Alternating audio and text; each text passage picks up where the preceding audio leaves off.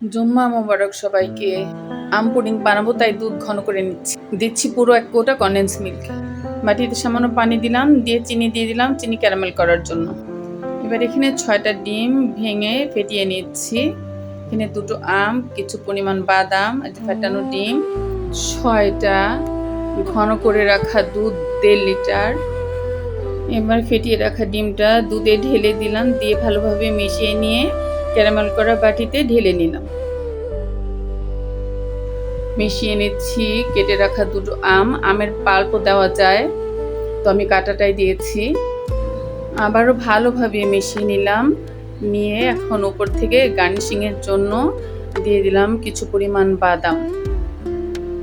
আমার বাদামটা খেতেও ভালো লাগে। এই তো ঢাকা দিয়ে দিলাম, এই যে এখন হাঁড়িতে চড়িয়ে দিলাম একদম 30-35 মিনিটের জন্য। এই যে ঢাকা দিয়ে চাপা দিয়ে দিলাম, বাস ঠিক 40 মিনিট পর ঢাকাটা উঠিয়েছি।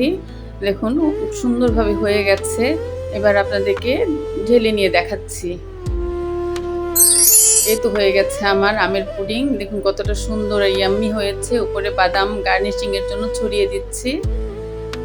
এভাবে আপনারাও ট্রাই করতে পারেন, খেতে ভীষণ মজার হয়েছিল।